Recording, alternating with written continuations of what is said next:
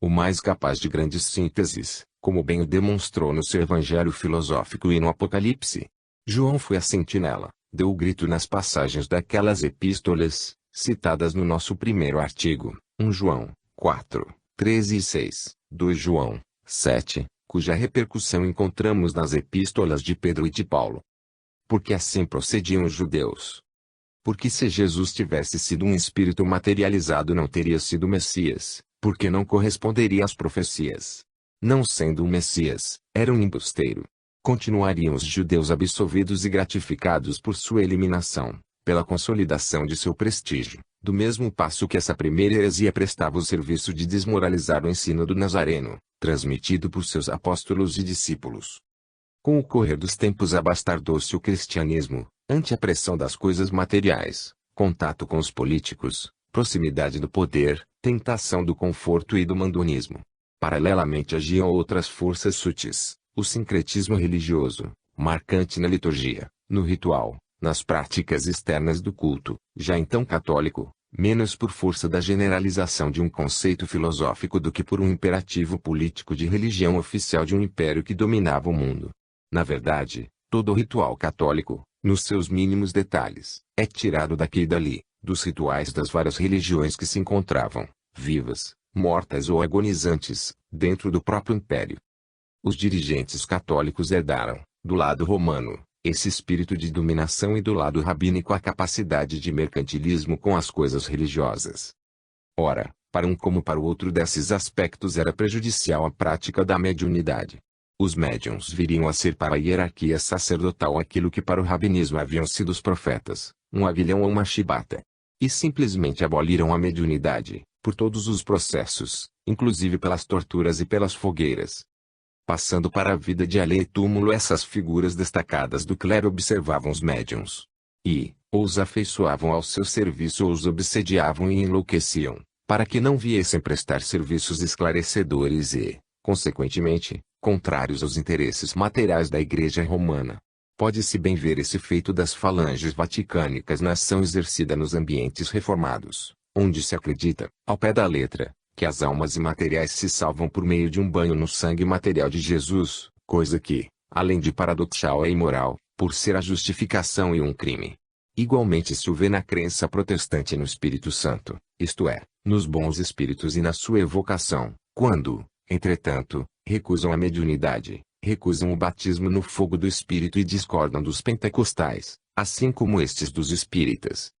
Quando chegou o momento de se realizarem as promessas do Cristo, isto é, da vinda do Consolador, representado na doutrina espírita, aquelas falanges vaticânicas, não podendo abrir brecha na contextura moral e na inteireza intelectual de Allan Kardec, procuraram agir em paralelo, escolheram uma figura de destaque, de mediunidade sutil, intuitiva e de inspiração, avassalaram um médium feminino para o serviço do primeiro, posto essa senhora lhes não aceitasse as mensagens, e restauraram a velha e desmoralizada heresia do corpo fluídico de Jesus, que se prestava admiravelmente para sustentar dois grandes dogmas católicos, o da Santíssima Trindade e o da Imaculada Conceição.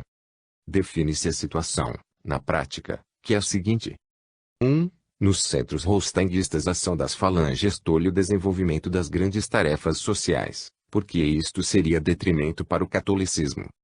2. Nos centros onde a falsa compreensão de tolerância mistura kardecismo e rostanguismo dá-se um choque de correntes de espíritos, manifesto nas dissensões internas que atrofiam os médiuns, anquilosam as sociedades, quando não as esfacelam.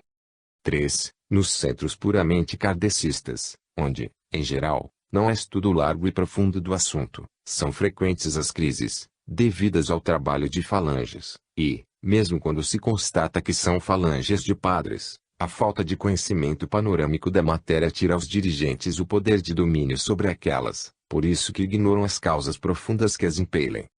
Observe-se que nem sempre assegura o controle através dos videntes. Em geral estes não se acham suficientemente instruídos, assim não sabem estabelecer a diferença entre a. Manifestações de animismo do próprio médium, b. Manifestações de espírito encarnado, cujo corpo somático esteja no ambiente ou fora dele, c. Apresentação de uma ideoplastia por um mistificador, que maneja os fluidos ambientes e naquela se mascara, d. Manifestação de um espírito veraz. Entretanto, não seria difícil explicar essas diferenças de imagens astrais, noticiadas pelos videntes, com o fito de assegurar o controle das manifestações. Se a Federação Espírita Brasileira se sente com vocação para ser uma Federação Espírita Brasileira, se a grande maioria dos espíritas brasileiros são kardecistas e desejam a modificação do status quo criado pelos rostinguistas, se estes estão realmente convencidos das excelências de seu cisma, por que não concordam em tirar a limpo aquilo que os kardecistas impugnam? Para tanto, bastaria organizar um grupo selecionado nas seguintes condições: 1. Número igual de kardecistas e rostanguistas, escolhidos entre pessoas de cultura e imbuídas da responsabilidade do trabalho em que irão participar. 2. Um grupo de médiuns videntes, previamente submetidos a testes. 3. Incorporações ou mensagens psicográficas através de Francisco Cândido Xavier, e de um outro médium, previamente examinado. 4. Evocação dos espíritos de Ismael, Bezerra de Menezes, Emmanuel, Allan Kardec e Rostaing. 5. Aceitação de manifestações espontâneas de outros espíritos. Nestas sessões far-se-iam as seguintes perguntas fundamentais, além de outras, decorrentes dos mesmos diálogos. 1. Quem está com a razão? Kardec negando o Rostaing afirmando que Jesus Cristo não foi homem. 2. É legítima a mensagem atribuída a Rostaing, dada no Rio de Janeiro e publicada na obra Revelações de Além-Túmulo, psicografada pelo médium Sr. Carlos Gomes dos Santos. 3. É exato que o espírito de Allan Kardec tenha dado apoio à tese do corpo fluídico de Jesus. 4. É autêntica a mensagem atribuída a Kardec publicada pela Sociedade Acadêmica Deus, Cristo e Caridade na introdução à primeira edição brasileira de A Gênese, no ano de 1882. 5. Como explicar a contradição entre as declarações de apoio de Kardec à tese rostanguista e a mensagem referida na pergunta anterior? 6. Por que, desde 1882 até hoje não teria sido possível organizar uma obra de desenvolvimento, ampliação e mesmo de correção da obra de Kardec, como seria admissível nos termos da citada mensagem?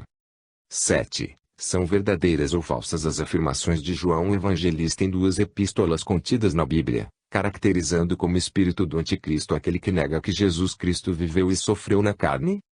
Se a FEB está com a verdade, é magnífica oportunidade de esclarecer seus opositores, que também são filhos de Deus. Se não aceitar é que teme a verdade. Restará então aos kardecistas continuar proclamando a verdade com a FEB, sem a FEB, ou apesar da FEB. Fim.